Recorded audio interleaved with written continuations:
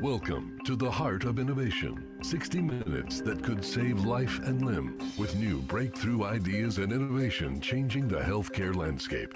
Brought to you by Patient Advocacy Group, the Global P.A.D. Association at padhelp.org, in partnership with Reflow Medical, the pulse of medical ingenuity. Here are your hosts for the Heart of Innovation, Emmy Award-winning journalist and founder of the Global P.A.D. Association, Kim McNicholas, and interventional cardiologist and founder of Save My Piggies Health and Wellness, Dr. John Phillips. Well, as we approach the holiday season, we are tackling a topic that resonates with many of our listeners and viewers: maintaining a healthy mindset during festive times while managing cardiovascular or vascular diseases such as heart disease and peripheral artery disease. Today, we are excited to welcome lifestyle and mindset transformation coach Nicole Marino, who will share her expertise on navigating conversations with family and friends about your health limitations, addressing potential accommodations needed during holiday gatherings, managing expectations and emotions when faced with dietary restrictions or physical limitations, avoiding the pitfall of comparing your current capabilities to past experiences. That's a big one. And steering clear of unhelpful pity party interactions that are just going to send you down a rabbit hole. Well, whether you're dealing with dietary constraints, reduced mobility, or the emotional weight of lifestyle changes, this episode aims to equip you with strategies to enjoy the holiday season in its fullest. So let's dive in and discover how to create a healthy, positive mindset that allows you to celebrate your holidays your way without compromising your well-being or joy. And we'll get into the topic of the day and, of course, our guest in just a moment. But first, hello, Dr. Phillips. Hello, Miss Kimberly. How are you today? I'm doing fantastic. Not so happy, though, that the Penn State Nittany Lions are losing to your Ohio State Buckeyes. Not Yeah, making me too happy. no, it's been, I watched the first half. I don't know if the second half started yet, but it was certainly interesting. A lot of curious plays and touchdowns called back, etc. So it's a good game either way. And I know your dad's a huge Penn State fan, as Yes. as you are as well. So good rivalry, and I think it's going to be a good game. So I've YouTubed it and we're taping it, so I'll watch the second half later. Good. So I think we should dive right in and get things started with a moment of inspiration. Dr. John Phillips' spectacular vascular moment of inspiration.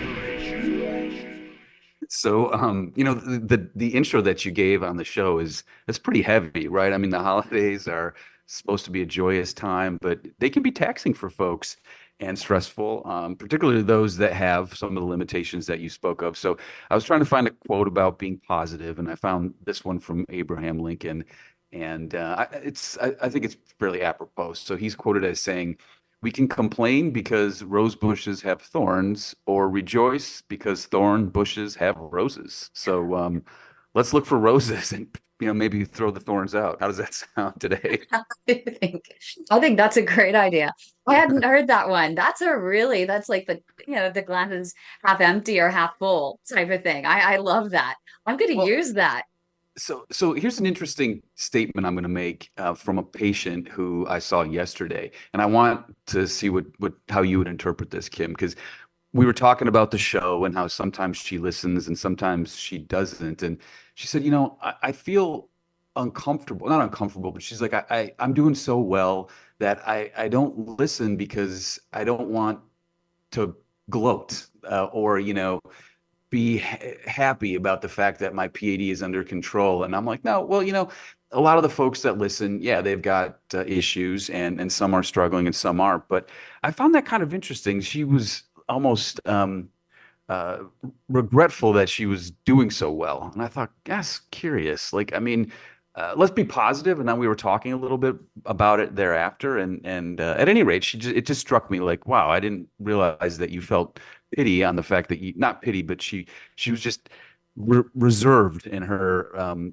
joy that she was having because she didn't want to bring other people down. I don't know. What do you think of that? Wow. Well, there is something to be said for misery loves company. And there is a certain subset. I'm going to bring in Nicole Marino. And Nicole, you can transformational life coach. You can literally jump in at any point, but um, it's something that when we started the Way to My Heart, now the Global P.A.D. Association, which addresses those blocked arteries and mainly the legs, known as peripheral artery disease, and that's a big thing that you treat. One of my goals was to not create yet another community where it is surviving on that idea of misery loves company. My idea in creating this was to be the light that people would inspire to reach for. Not to say that they can't have a bad day here or there, not to say that they can't express that they're having a bad day or they're a lot of pain, and we're not going to empathize with them. Empathy is so important. Acknowledging their pain is so important. But what we try to do then is help them to rise up beyond that and be able to thrive. And we do hear this all the time from different people. And I know we have one of our patients actually in our live studio audience that has expressed this to me as well. As she's been doing better, Marsha, as she's been doing better, she fears sometimes posting in the group that she's doing so well, because others will come in and they will say that, wow, you make me feel bad. And I do have people that message me and say, well, I don't want to be in the group. There are too many people doing so well, and it makes me feel bad. Or I have the people that, end up doing poorly, and then the people that feel good don't want to be brought down by the people that feel bad. I mean, it just goes both ways. And I always say to people that you can't hold others accountable for your happiness. And how they react to you has nothing to do with you. You be you, and we'll celebrate with you and we'll cry with you, right? We'll do both. But come join us, be there, be a part of the community, and we'll all ride these roller coasters together. I love that, Kim. I think it's so true. And who you surround yourself is everything. Thank you for having me here. I think a big part of mental health has to do with who you're constantly listening to and what voices you're listening to within yourself. And coming up right here on the Heart of Innovation, we'll have more with Nicole Marino. We'll actually dive into a greater discussion about how to turn your holiday struggles into holiday strength. And that is with Nicole Marino from revivemylifestyle.com. Visit our website and join us in just a few moments, right back here on the Heart of Innovation. Don't go away. For somebody who manages to walk a fair amount, is pain-free walking an achievable goal? Because it seems like, if you ever saw the movie Groundhog Day with Bill Murray, and he wakes up every day, it's a repeat of the day before. That's what it seems like. I mean, I feel I should be grateful that I can walk and, do walk, but it's like, will it ever just be easier? I need to be really realistic here. I would love to say that, yes, pain-free walking is possible, but you have to understand the nature of this condition. So the nature of P.A.D. is that it's a chronic and progressive condition. So it's here to stay. P.A.D. doesn't go away. Can't be cured of P.A.D. And progressive meaning it continually gets worse, almost regardless of what you do, because of the atherosclerotic process. So that process of clogging up the arteries, which is going on in your body, is a systemic process, and it happens in every single individual in the whole world as they age. So everyone's arteries are getting more and more clogged up. For people with P.A.D., it's happened quicker and more extensively than others, and that's why you're experiencing the pain. So will it ever go away? Will you ever have no pain? Unfortunately, I can't say that would be the case. I think it may be that you will always have a level of pain. What you can do, and what is a realistic goal, is to push. If you do your exercise walking enough, grow enough collaterals, then what you can achieve is that from in your day-to-day life, in your normal walking, is that normal walking is not painful, is that you won't get to that point. But you'll always, if you push it hard enough, you will always feel pain. But that's a good thing, and it's about reframing that and saying that by you walking into that pain every day like you do, like Groundhog Day, I can see it's so hard to do that, but try and kind of reassure you that that's what's doing you so good. That's what's keeping you going. That's what's stopping you from having other health conditions. Welcome back to the Heart of Innovation. For more on today's topic, go to theheartofinnovation.org. That's theheartofinnovation.org. Once again, here's Emmy Award-winning journalist Kim McNicholas and interventional cardiologist Dr. John Phillips. Welcome back, everybody. Thank you for joining us. We have just, I think, scratched the surface regarding our conversation about trying to stay positive during the holidays, actually just trying to stay positive in general. And really excited to have Nicole Marino on the show, hopefully give us some good hints to surround ourselves with the right people and have messages of being positive as opposed to negative. One positive thing for me today and all of us, right? We're falling behind. You get an extra hour. So I'm stoked about that, right? So that's good. Nicole, what else should we be positive about during this holiday season? Thank you, Dr. Phillips. A few things, we can be positive about is looking back at our wins, looking at what we've accomplished so far and how far we've come. I think the biggest thing is that we're hard on ourselves and we actually forget what we've achieved and what we've overcome. When we start looking back at everything that we've accomplished, whether it be personally, professionally, it can get us into a quick, new framed state of being. And that's really key. That takes us to the dinner we might be having, the conversations with family members during the holidays, and bringing a positive energy. And really positive thoughts bring on positive outcomes. It's proven, it's a statistic. I love that. I almost wonder if we should have a session where, everyone in our community for the Global P.A.D. Association, we have a network of 12,000 patients across the globe. If we just put it out there and say, hey, you know what? Let's have a session where we look back on the year prior to New Year's, of course, and let's just write down, even just 5 wins, 5 great things that happened during this whole year. And I'm sure everyone can come up with 5 things. The other thing that we're doing is over the course of November, thanks to Douglas Salisbury, who's the chair of our P.A.D. patient task force, he's doing every day in the month of November. What are you grateful for? And I always wake up every morning and I say, what am I grateful for? I'm even grateful for just waking up. I even just start there. What about you, Nicole? I love that. Every morning I wake up, even if we're having a day where we don't feel like getting out of bed, we all have that, even myself. There are moments as a coach that I try to remind myself to walk the walk. But I have my favorite electric tea maker. And it's the simplicity of making the tea and going through the process of being fully present.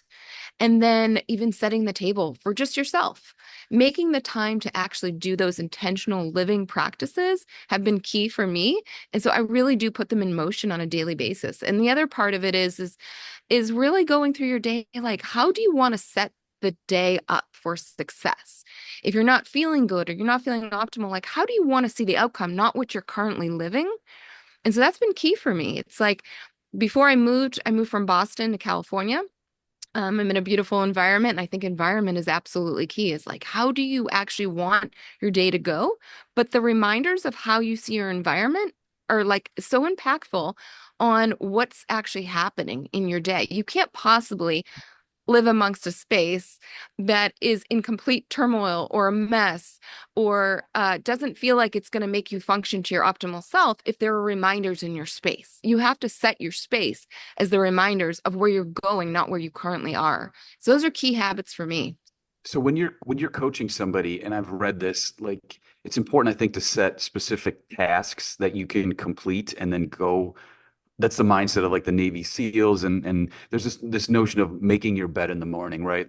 That's a task that you do, you complete it, boom, check, next. Do you find that people that do that are more positive or just feel better about things than those that just don't really set tasks and kind of do whatever? I've seen it time and time again. You're spot on, Dr. Phillips. It's key when you actually make your bed. I make my bed like a hotel room. My friends laugh at me. They're like, "Oh my God, this looks like a hotel resort." You have 1,000 pillows on it? I do have 5. I have 6 pillows. I have 6 pillows. But they're purposely placed. So. But the biggest thing is that yes, when you go through your tasks and you have a schedule, like I operate on a schedule, but I also have windows of time that give me room to maybe say, I'm going to not do XYZ in that time block. I'm okay to be flexible and move it to the next day. It does help, if you have your own company versus you're working for another person, but you need to be really careful at setting your own self-care parameters, whether it be that you need to make time in the morning for your tea, or you need to make time in the day for a walk to de-stress when you're in the midst of working for a company that's really taxing on you. Wow, I So love that. It's dual purpose. it Walking really is the best medicine for both what ails you mentally as well as physically. It really is. And it really gets you a reset. You can't be creative and as, proficient in what you're trying to do when you're constantly at the computer. It's counterintuitive. So there are many facets of this that have been proven to really change your outlook, your viewpoint. Go where you want to go in your mind versus where you currently are. And I'm curious how you carry this into the holiday season with so many more expectations, not only from others, but even yourself on yourself.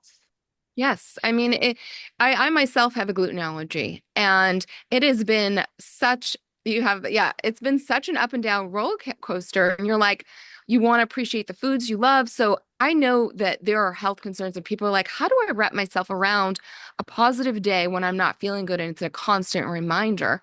The things that are really important to remember is that you can get yourself in a state of being where I call it really there's components of dress for success to also fake it before you make it.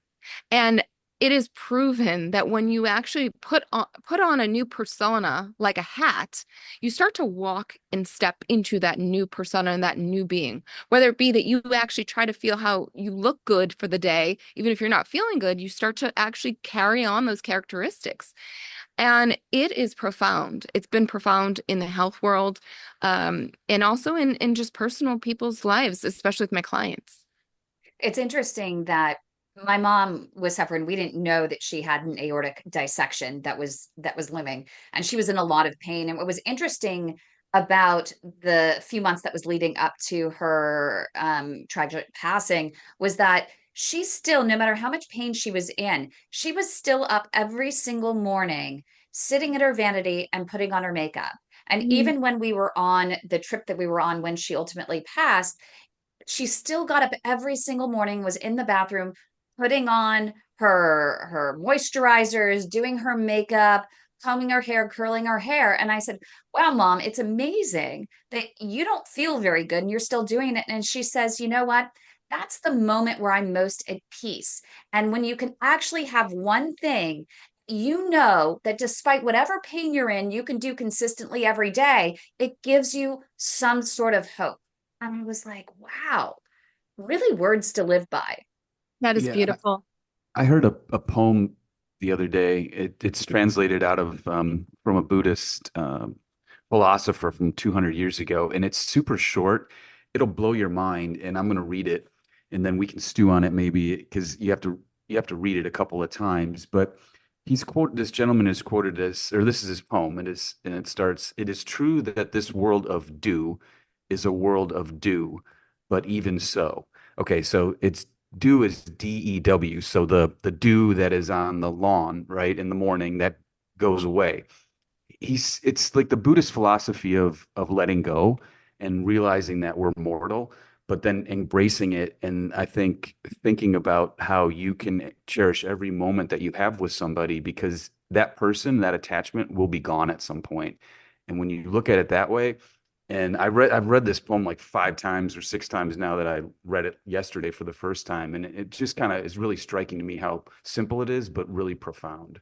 I'll And put I it think up in that the that's a chat. good way to actually end this segment and a great place to begin the next segment. So please keep it here on KDOW, the heart of innovation. Don't go away. More ways in which you can turn your holiday struggles into strength next. Your type of condition is called critical limb ischemia. It's the most advanced form of P.A.D. or peripheral arterial disease. Every 4 minutes, there is an amputation in this country due to P.A.D. and diabetes. We also know that 85% of these amputations are preventable with early intervention. It's a flip of the coin. patient prognosis is tied to whether or not they are referred to a true expert in the management of peripheral arterial disease. Do you know if your physician is an experienced CLI operator? When you're in the hospital dealing with doctors and stuff, you figure they know what they're talking about. The skill level varies doctor from doctor and hospital to hospital. Patients with limb threat are in constant fear. The depression that someone experiences after they lose a limb is equivalent to those of losing their spouse of 40 years. I was stuck in a wheelchair close to 2 years and my husband had to quit work. I didn't know what to do at this point because we had had nothing but infections and hospital stays and infections and hospital stays. And they took one toe, another toe, and then it was another toe, and then half his foot before he was even diagnosed with P.A.D. And all I heard was, "What are we doing here? Just cut it off." And I pulled the curtain back like, "Are you kidding me?" Do you really want to go through all that? That's crazy. That's insane. The protocol is to send them to amputation. Always, always, always get multiple opinions. We do have options. We need to listen more to our patients. If you're going to chop off their leg anyway, why not just let someone else try? This is the progression. First comes the wounds, and then comes an amputation. And I wasn't going to accept that. So that's what it's like to try to save a leg.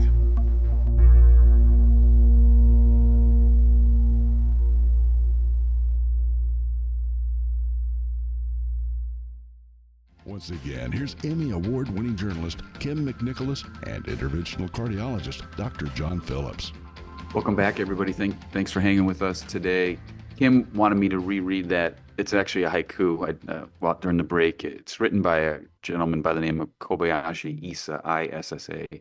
And again, it is just kind of a really remarkable few words, but it is true that this world of do is a world of do, but even so. Again, I think it just captures kind of the impermanence of life and how things come and go. But even though things do come and go, it's okay to rage against them, I guess, and fight for those that you want to hang out with and that you love, and make sure that you realize that it's impermanent, so that those moments are even that much more special. Yeah. And I think that it's also important, as you do this, you need to, it's really easy for us to kind of compare what's right now to how it used to be. And that's always a big mistake people make. Instead of just embracing right now, it's like, well, how it used to be. And the only way to move forward, right, is to embrace what's new, what's next. So I'm curious from Nicole's perspective, of how do you avoid the pitfall of comparing your current capabilities, your current experiences, your current relationships to past experiences? How do you prevent them from bringing you down and moving forward? One of the biggest things that has had a profound impact is really, again, visualization, visualizing what you want to bring it into existence. Sports players do this all the time. Athletes envision where they want to see themselves winning. And it's unbelievable when it actually works, and it works all the time. So that's key. Your brain doesn't know the difference between what's happening and what you're telling your brain.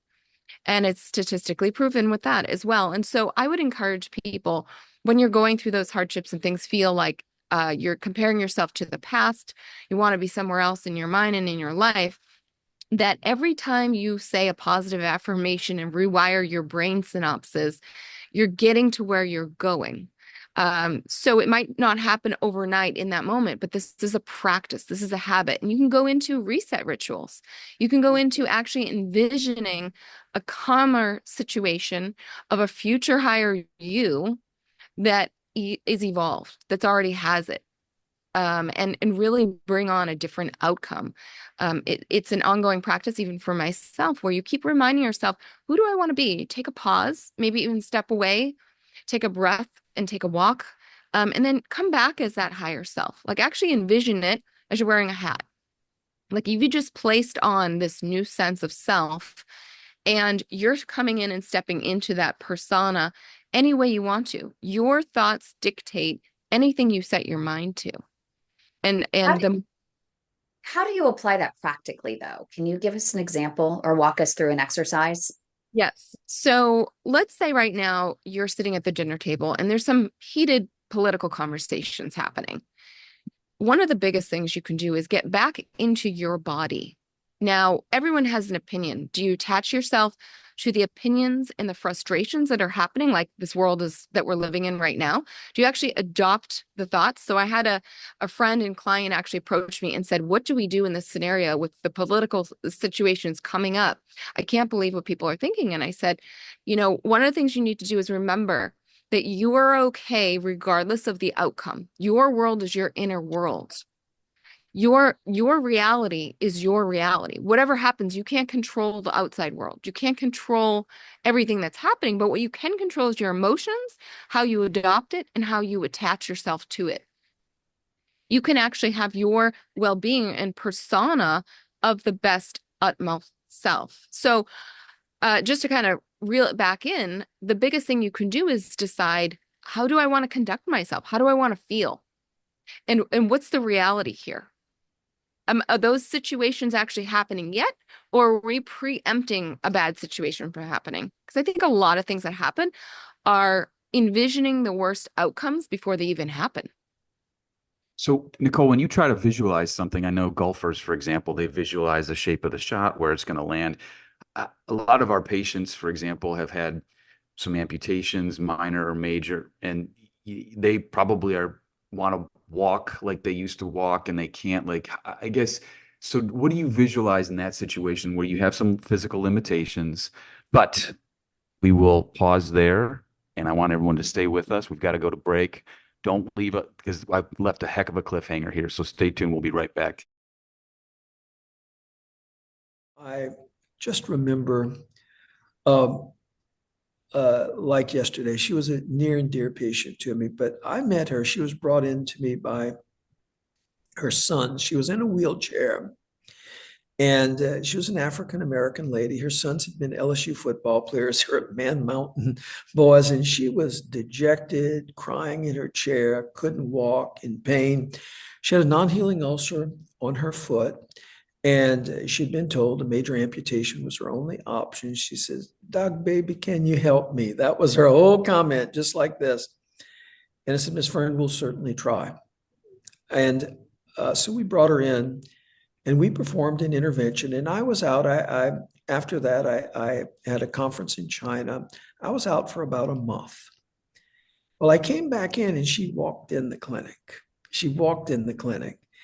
And I walked in the room. She said, "Come here and give me a hug." That was the first thing that she told me, which of course I did. And I said, "Well, how are you feeling, Miss Fern?"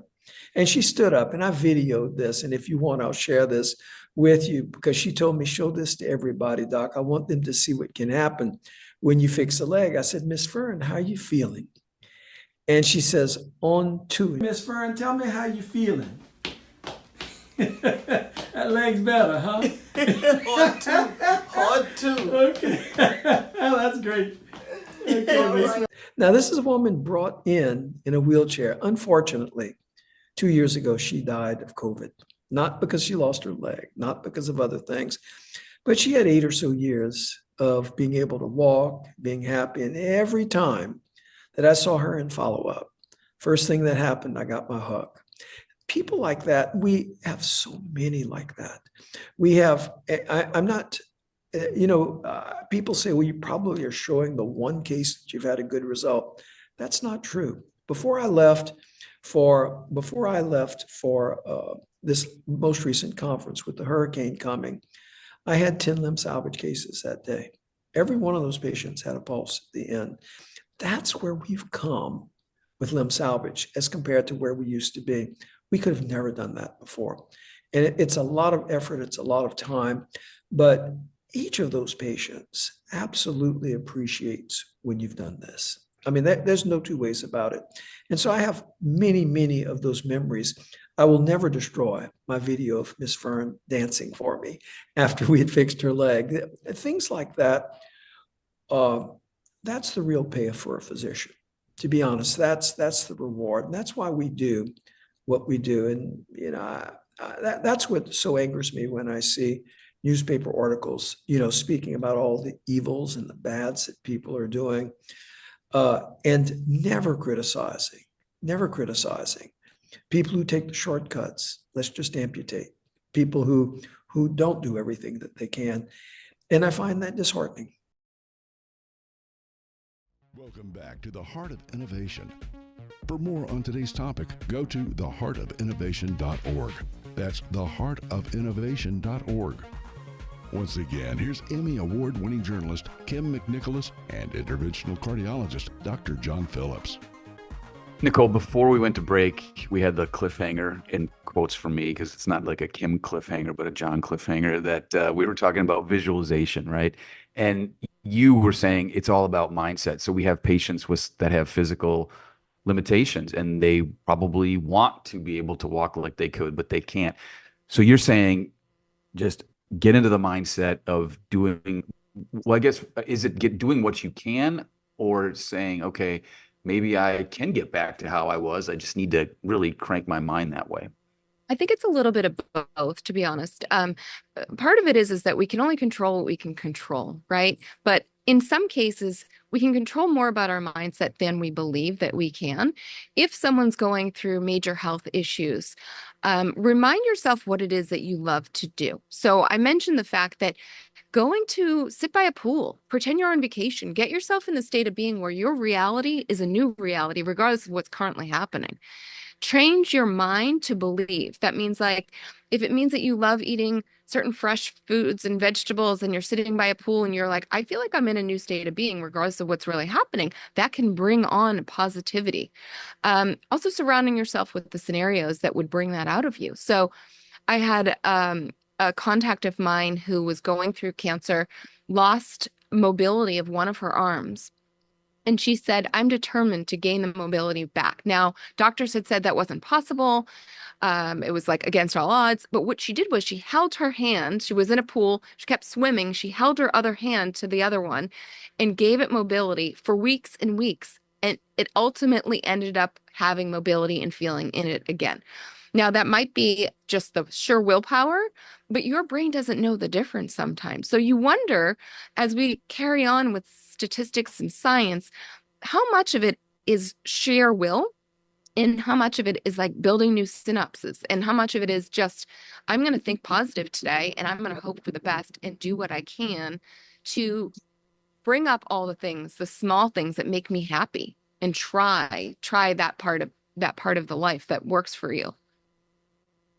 But how about the people that are in debilitating pain, and it's hard to put on that happy face, and you can think positively, but once you're already in a practice of giving into the pain, you're not seeing that instant gratification for that one moment you think positive. And so you don't continue to a point where you create a new habit. What is your best advice for those situations? Yeah, and sometimes people are feeling so depressed they can't get themselves to that state of being. They're like, how am I going to actually get out of the state of being to get there before I'm there?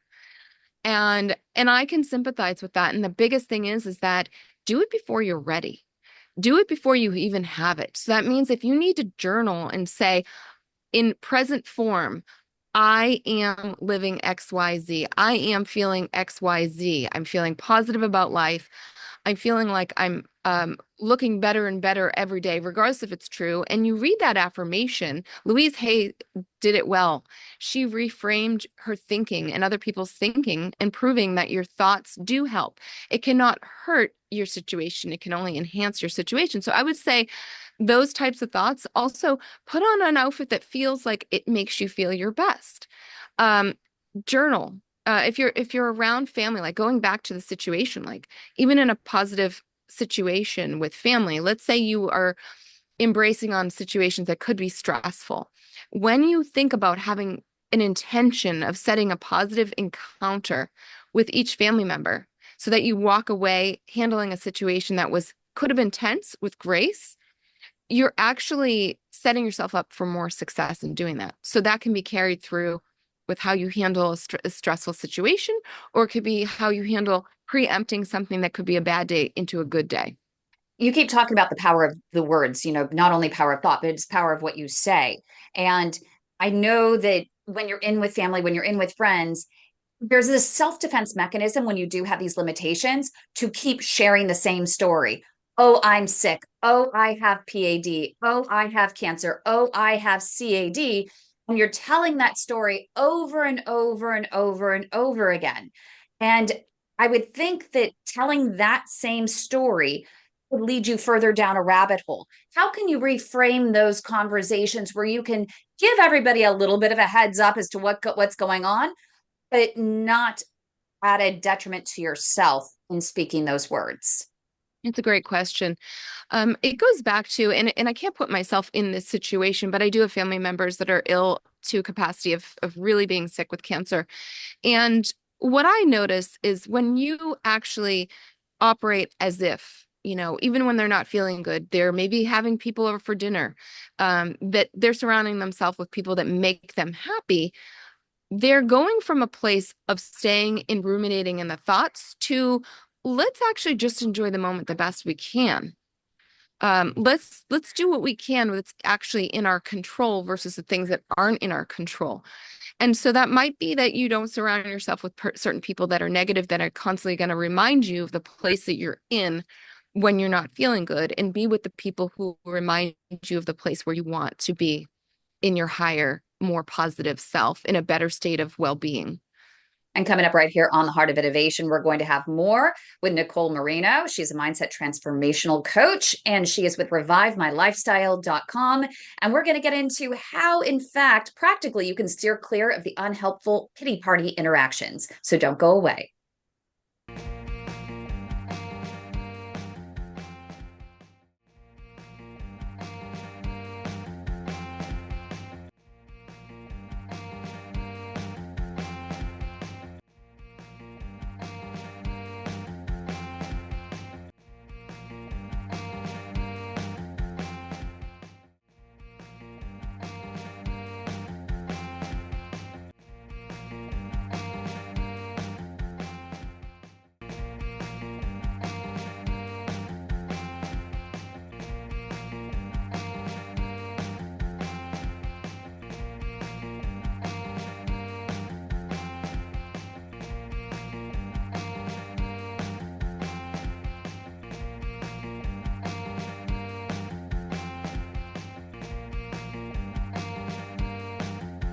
Once again, here's Emmy Award-winning journalist Kim McNicholas and interventional cardiologist Dr. John Phillips.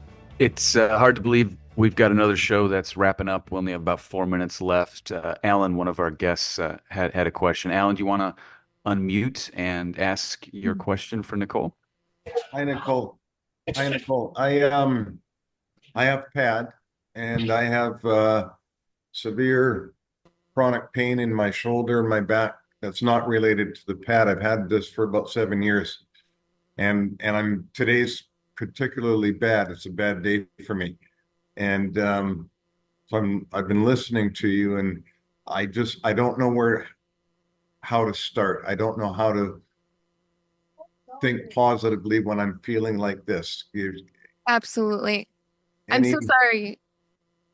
Yeah, I'm sorry you're going through this, Alan. And thank you. We spoke about the fact that it's a constant reminder, right? Like your feeling of that pain is a reminder of what you're going through. So it's hard to get into new positive thoughts when it's constantly there. It's like your environment, if you're seeing a messy space, or it's a reminder of what you're living in, the chaos. So in your scenario right now, do you find that there are certain things that do make you feel like it eases the pain, or that you can get into a new state of being? Is there something that's working for you?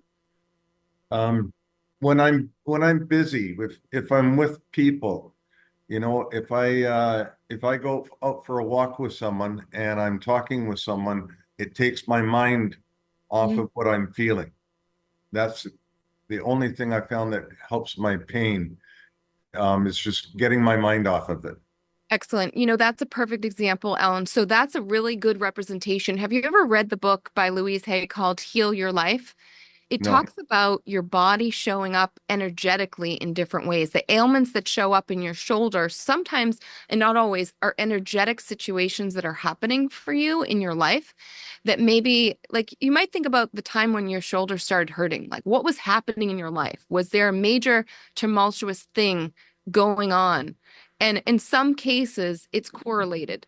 In some cases, it's not. It's like maybe you fell, but I want you to think about that. I want you to think about what was happening energetically in your life when this actually started, and read that book because it has a journal section to try to think about the positivity and the affirmations to reel it back in. And I'd like to stay in touch with you if you'd like to, and I could support you more on this. Definitely, I can connect you. And just really quick, we have about 15 seconds left. We wanted to address those pity party interactions and how you steer clear of those. Definitely. So one of the things that I've honed in on with my clients, and this is really key, is to remember where you want to be in your life, regardless of what's currently happening. So go back to a positive state of being in your life. Go back to a thought, like what was the best time in your life that you felt ailment-free, and jump back into her or him. Step back into that being, that way of living. And then remind yourself of who you're surrounding yourself with. Like, what are the things, like Alan mentioned, he surrounds himself with certain people and it takes his mind off his pain. Like, how interesting is that? So really, and also writing and journaling, get the thoughts out there. Share everything that's bothering you. Don't suppress it, but then go back to where do you want to see it going and in what time frame? Fantastic. Nicole Marino, she's a mindset transformational coach, revivemylifestyle.com. She'll be back on December 28th to talk about how to set new goals for the new year. So make sure to join us then. Thank you, Kim. You've been listening to The Heart of Innovation